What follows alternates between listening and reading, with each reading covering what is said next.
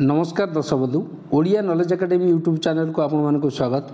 जदि आपण चैनल को प्रथम आछन दयाकोरी चैनल सब्सक्राइब बटन क्लिक करी चैनल को सब्सक्राइब करें। वीडियो भल लगे वीडियो को लाइक करें, कमेंट करें भूलिए। पाखे थी बेल आइकन प्रेस करें, ऑल नोटिफिकेशन क्लिक करेंगे जहाँद्वारा आप प्रतिदिन नुआ नुआ अपडेट पाइपर।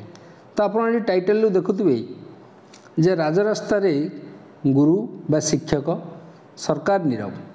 तो जो एनपीएस शिक्षक माने अछंती माध्यमिक स्कूल जो एनपीएस शिक्षक माने अछंती से माने वर्तमान सुधा आंदोलन बसचंती। सरकार कौन निष्पत्ति एपर्यंत आसी पारलानी से दाबी पूरण को नहीं।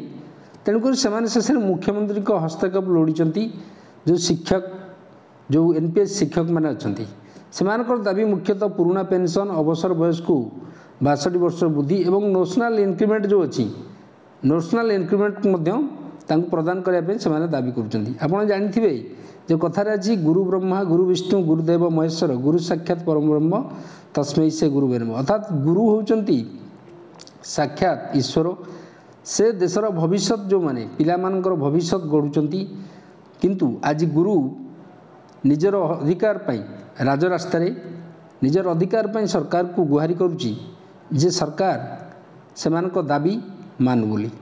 किंतु एपर्यंत सरकार तरफ कौन तांकर दाबी पूरण करागला नहीं। तो आसन देखिए आज खबरटी कौन अच्छी ना एनपीएस शिक्षक संघ जो अच्छी से माने आंदोलन एपर्यंत जारी रखिंट। जो एनपीएस शिक्षक मैंने अच्छा हाईस्कल माध्यमिक स्कूल जो एनपीएस शिक्षक मैंने अच्छा दाबी पूरण लगी से मुख्यमंत्री को अनुरोध कर दाबी अच्छी ताकू पूरण से माननीय मुख्यमंत्री श्रीजुक्त नवीन पट्टनायक को अनुरोध कर। कारण आपड़ जानी माननीय मुख्यमंत्री समस्त दुख शुणती और समस्त दाबी पूरण करती किंतु एनपीएस शिक्षक मानकर दाबी की निश्चय शुणे बोली आमर आशा।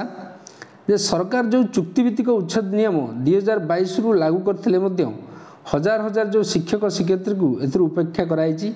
एपरिक 6 वर्ष चुक्ति अवधि को गणना कले नहीं किंबा 6टी नेशनल इंक्रीमेंट मध्य प्रदान कले नहीं। सरकार शिक्षक को विभाजन करी किसी शिक्षक को 6 वर्ष चुक्ति अवधि को गणना कले एवं 6टी नेशनल इंक्रीमेंट प्रदान कले। अन्य मान को किसी कनिष्ठ शिक्षकों सह समान करदे। 2004 रु 2009 मध्य नियुक्त शिक्षक शिक्षयित्री को संपूर्ण अणदेखा कर बुधवार आंदोलन सहित दाबीपत्र को सरकार को दिया स्थले सरकार आम कथा को कर्णपात करना बोली संघ पक्षर कहुई। एवं निकट में प्राथमिक शिक्षक अन्य केतक विभाग क्याडर पुनर्गठन करागला किंतु माध्यमिक शिक्षक क्याडर को पुनर्गठन कला नहीं। सरकार वर्तमान विभिन्न कर्मचारी दाबी को गुरुत्व दे पूरण कर। सरकारी माध्यमिक विद्यालय शिक्षक शिक्षयित्री कौन दाबी सरकार पूरण करना। 5टी जितेबाला सरकारी माध्यमिक विद्यालय कार्यकारी है सर्वप्रथम सरकार यही सरकारी माध्यमिक विद्यालय कार्यकारी करथिबा बेले कार्यरत शिक्षक शिक्षयित्री को सरकार किपरि अणदेखा कले बोली आंदोलनरत शिक्षक शिक्षयित्री प्रश्न करछन्ती। तेबे समाजर मूलदुआ तैयारी करथुवा शिक्षक को सरकार अणदेखा कले आगामी दिन में आंदोलन भयंकर रूप नेब बोली संघ पक्षर चेतावनी दी। तो सेमानकर दाबी है जो चुक्तिभित्तिक जो 2022 मसीह सरकार जो चुक्तिभित्तिक प्रथा उठेले शिक्षा विभाग और अन्य जो विभाग अच्छी से विभाग रु सरकार जो कॉन्ट्रैक्चुअल रूल थिला कॉन्ट्रैक्चुअल रूल को अबोलिश कले किंतु से माध्यमिक स्कूल कॉन्ट्रैक्चुअल रूल अबोलिश है किंतु जो किछि शिक्षक से बाद पड़गले। तो से शिक्षक माने दाबी कर कॉन्ट्रैक्चुअल जो अबोलिश है से सामिल करा जाऊ। ताकर जो मुख्य दाबी होची 6 वर्ष जो तांकू मूल चाकरी गणना करवा 6 वर्ष जो मूल चाकरी गणना करवा एवं नेशनल इंक्रीमेंट प्रदान करवा नेशनल इंक्रीमेंट प्रदान करवा जदि ताकर मूल दाबी ता सहित जो रिटायरमेंट एज अच्छी रिटायरमेंट एज को 62 वर्ष करने से दाबी कर आम देशर भविष्य गढ़ुचु जो पिलांकर भविष्य गढ़ुचु किंतु आमर जो दाबी गुड़िक अच्छी सरकार मानुना। तेणु से दाबी बारंबार आंदोलन को ओह्लैचंती। आपड़ जानिथिबे जे बारंबार सरकार को दृष्टि आकर्षण करने को चेष्टा करचंती।